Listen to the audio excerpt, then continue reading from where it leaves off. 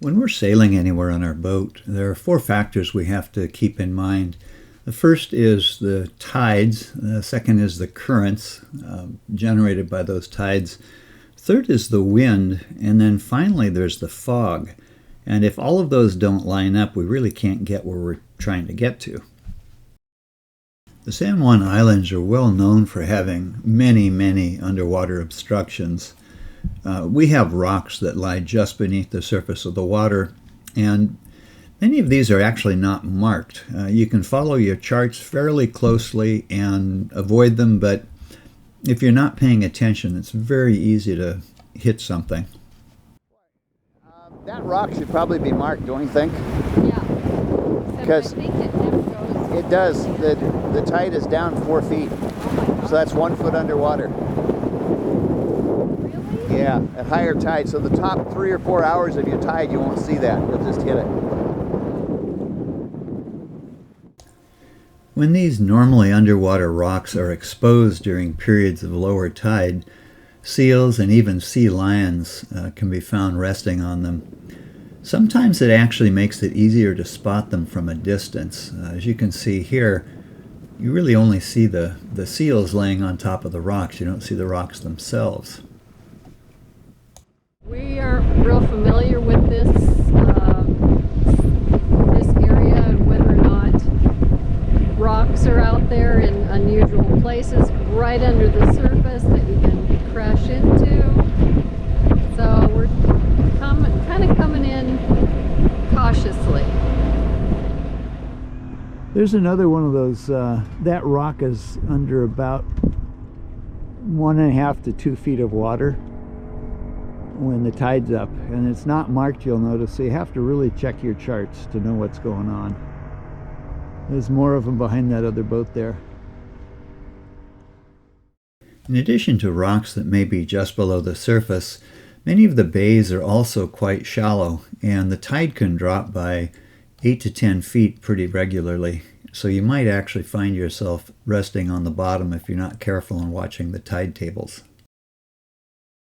This large tidal volume develops very swift currents, often in excess of 5 knots in some of the narrow passages. Generally speaking, these currents run like rivers and are found throughout the San Juan Islands. There's a lot of chop here. It's very active. Yeah. I'll go ahead and take the helmet video, I guess. Yeah, we'll go back. This is the riptide.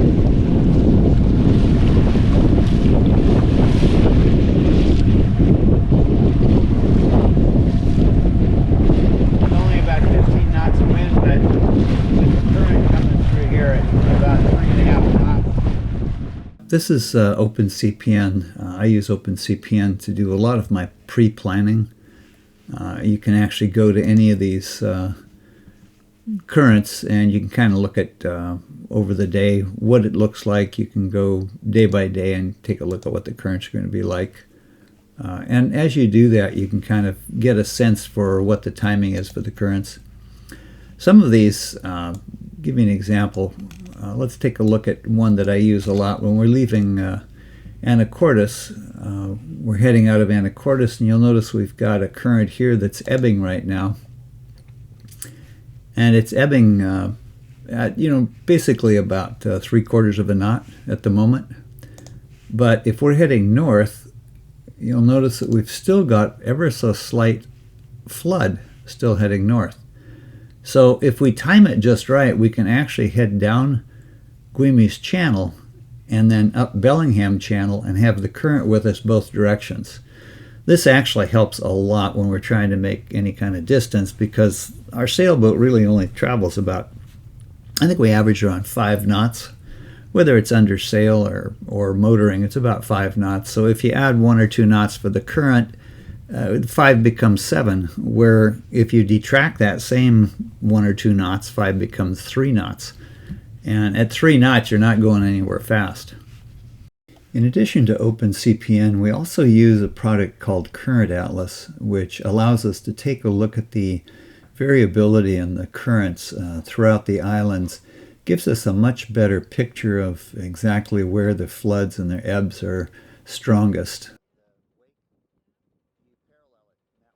Once we know the direction and speed of the currents to the various channels, it makes it much easier to plan a route and actually arrive sometimes in less than half the time it would have otherwise taken us.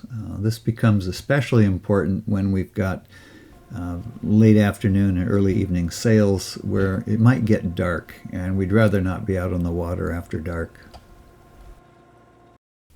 In addition to tides and currents, one of the important factors, environmental factors we look at, is the wind, in which case we need to know what the wind direction is. We also need to know what the wind speed is.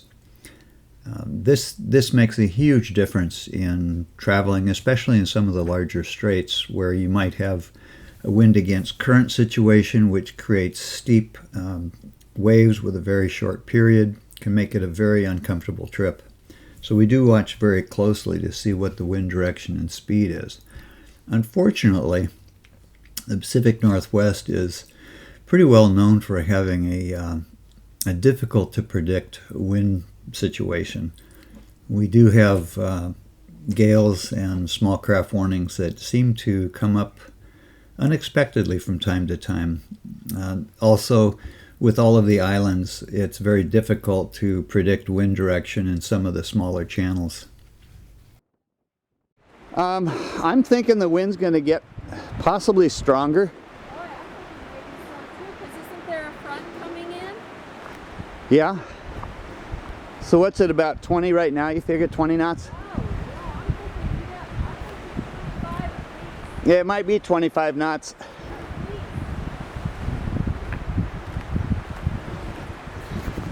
We're going to have some fun sailing out there in another 30 minutes. Look at those white caps up there.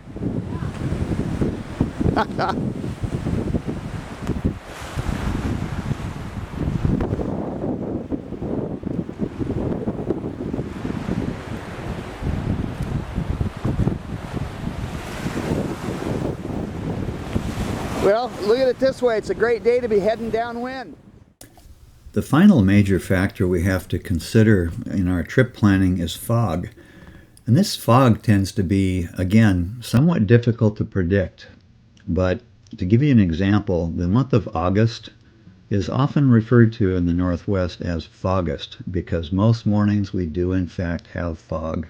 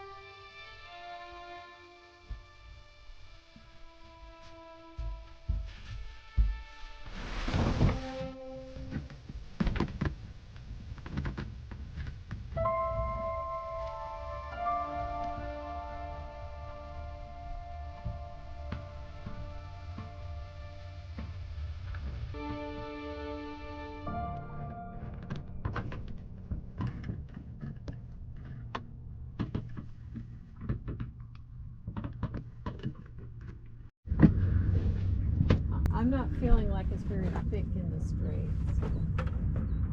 By then it should be way better.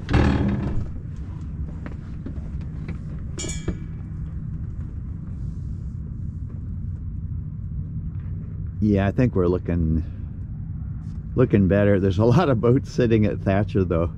Just waiting? Maybe waiting for the fog, yeah. Oh, that could be.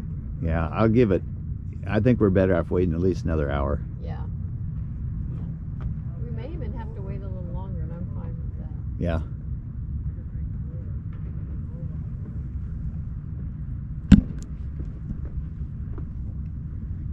But the fog in here is lifted, which is nice. Wow. Yeah, watch that. See that drift down? Yeah. That's crazy. Suddenly getting fog like this is wild. Wow. It's just dropping all over us.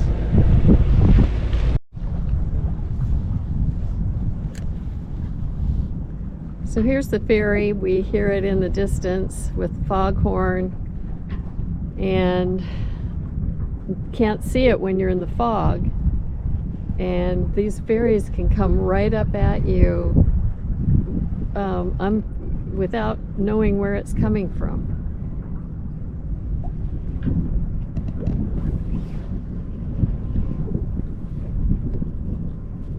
And this wall of fog just actually engulfed another big, huge ship that's also running a foghorn. And it's just disconcerting because you just don't know where they're coming from when you're in the thick of it.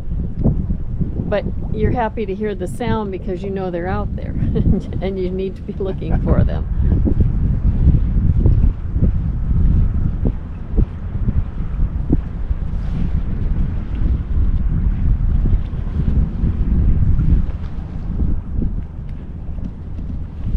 This is the fog sort of spreading on the shoreline.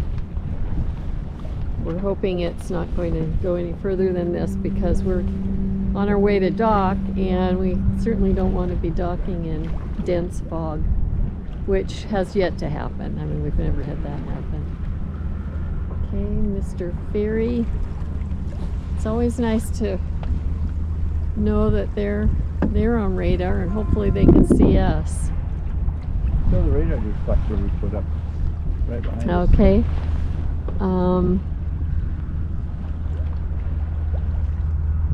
We put this up rarely, but am I pointed at it? I can't see. I can't tell. It's there. And this is what we use as a radar reflector, so that other vessels who do have have radar, they can see us. Over the past few years, we've actually encountered a new environmental factor in the Pacific Northwest that affects our sailing, and that is forest fires. The smoke from these forest fires have actually become almost a regular item every summer. We've had a couple of sailing trips we've had to cancel because of the thick smoke. It actually is difficult to enjoy a sailing trip when you can barely breathe. Anyway, hope you've enjoyed this video, and we'll bring you another one soon. That is crazy. This is the fire from the Olympic Peninsula.